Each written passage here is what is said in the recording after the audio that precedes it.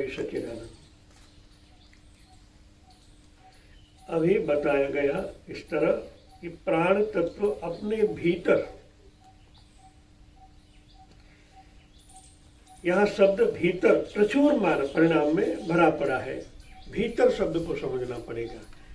हम बाह्य जगत में तो प्राण का अनुभव कर सकते हैं कि भाई यहाँ कल ये इतना देखा था, आज ये छोड़ कितना बड़ा हो गया, पेड़ में कितने पत्ते आ गए, पेड़ के अंदर ये आम आ गई, तो उसके अंदर प्राण है, तब वो डेवलप होता है। जहाँ जहाँ नज़र डाली जाती है वहाँ प्राण का ही, ईथर का ही साम्राज्य हमें दिखाई पड़ता है। जब हम प्रज्ञावान बनते हैं, कभी खुद के अंदर झांकने लगते हैं, शास्त्रों द्वारा बताया गया भी ये ब्रह्मांड 5 तत्वों का बना है, उनको चलाने वाली एक अलग शक्ति है। जब हम खुद को देखने लगते हैं तो ऐसा लगता है हाँ यहाँ भी वायु के बिना नहीं चलता, सांसें चलनी चाहिए तो वायु चाहिए, भोजन पचाने के लिए अग्नि चाहिए, शीशा मिटाने के जल चाहिए और शरीर भी चाहिए। तो ये शरीर 5 तत्वों से बना है, प्रकृति और ये छोटा ब्रह्मांड एक ही है। मगर वहाँ जो चलाने वाला है, ऐसा ही चलाने वाला इसके अंतर जगत में प्राण है। अभी हम समझेंगे, हमारे ऋषि मुनियों ने इस जीवन शक्ति को प्राण नाम दिया। तो प्राण क्या है ये जानने के लिए आपको सबसे नजीक आपका अंतरात्मा मतलब ये शरीर है, शरीर के अंदर झांकने से धीरे धीरे आप उनको जान सकते हो। तब मालूम होता है अंदर भी प्राण है, तो बाह्य जगत में भी प्राण है, मगर उनका कनेक्शन अभी तक नहीं हुआ है। हम बद्ध है तो एक लिमिट में प्राण है, तो लिमिट में ही उनका उपयोग होता है। तो एक झंखना होती है, तो उनके साथ कनेक्शन किया जाए।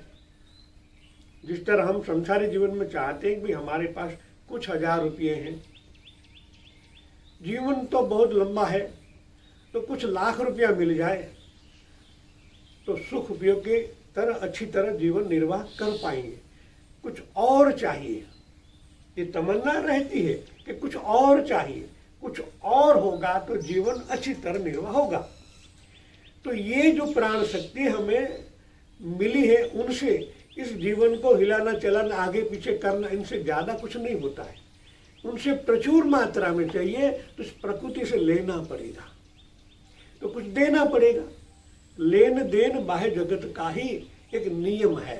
तो कुछ काम करो तो कुछ प्रकृति दे, तो प्रकृति का काम करोगे तो कुछ प्रकृति आपको ऐसी जीवन शक्ति प्रदान करेगी जो प्रचुर मात्रा में है।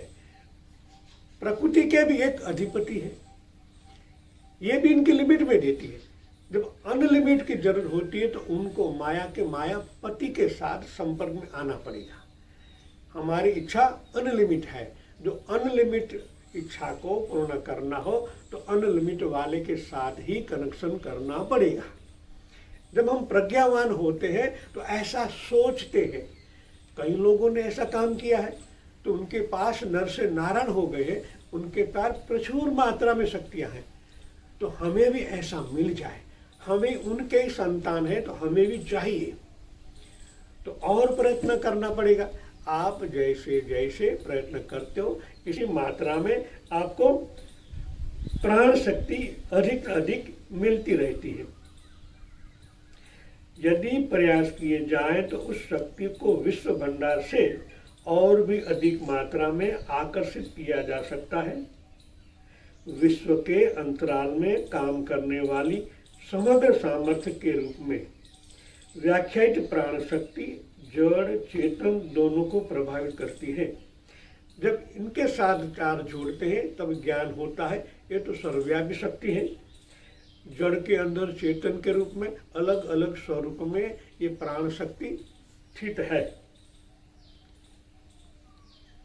उपासना उनके एक पक्ष की हो जाती है तो मनुष्य को उत्कृष्टता के और अग्रसर करती है। प्राण के जिस रूप की उपासना की जाती है वह दुष्टता और निषिद्ध पक्ष नहीं उपलब्ध करवाती। मतलब कहने का है प्राण एक शक्ति है। शक्ति को आप नेगेटिव में भी यूज कर सकते हो, पॉजिटिव में भी यूज कर सकते हो। ये शक्ति है, उनका नाम नहीं है। और नर नारायण ये शक्ति, प्राण एक शक्ति है।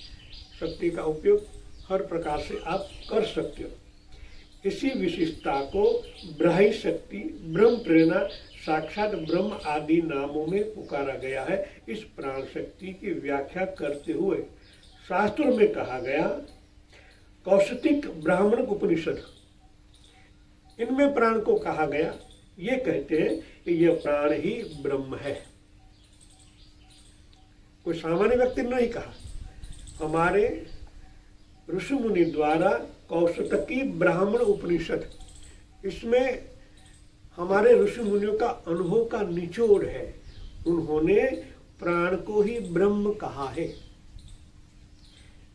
एक जगह उसको ब्रह्म कहते हैं, एक जगह हमको प्राण कहते हैं। प्राण ही ब्रह्म है तो कैसे? सवाल पैदा होता, नाम अलग है तो उनकी शक्ति, उनका गुणधर्म भी अलग होना चाहिए। मगर जैसे जैसे आप प्राण को तराशते जाते हैं, जैसे जैसे आप उनके साथ संपर्क में आते हैं तो और भी गहरा होता है, और भी गहरा होता है। आप भी धीरे धीरे उनके साथ संपर्क में आते ही जाते हैं, आते ही जाते हैं। तब धीरे धीरे धीरे धीरे धीरे सूक्ष्माति सूक्ष्म होते होते, जिस तरह कल्पना करिए कि सागर है, तो सागर को ऊपर से देखते हो तो कई प्रकार की हलचल है। कभी कभी ऐसे गोल कुंडाले होते हैं, कभी नर्तन करते, कितनी जीवात है। मगर धीरे धीरे सागर के डीप में जाते हो, 1 किलोमीटर, 2 किलोमीटर, 4-5 किलोमीटर के बाद आपको कहीं पर हलचल दिखाई नहीं देगी। है तो वही सागर। बाह्य जगत में जब वायु 5 तत्वों के साथ संपर्क में आता है सागर, तुमको लहरें भी उठती है। मगर अंतराल में ऐसा कुछ नहीं, एकदम निराकार शांत भरा हो रहा है। इसी तरह जब स्थूल प्राण, इनके बाद सूक्ष्म, इनके बाद कारण, इनके बाद महाकारण, जैसे जैसे इस प्राण को आप साथ में एक होते जाते हैं, वैसे वैसे इनका स्वरूप बदलता है। इसलिए यहाँ एक जगह प्राण कहा और एक जगह ब्रह्म कहा। जैसे जैसे आप आगे बढ़ते जाते हो, वैसे वैसे प्राण का स्वरूप सूक्ष्माति सूक्ष्म होते होते उनको मूल ब्रह्म में आपको यही प्राण ले जाएगा।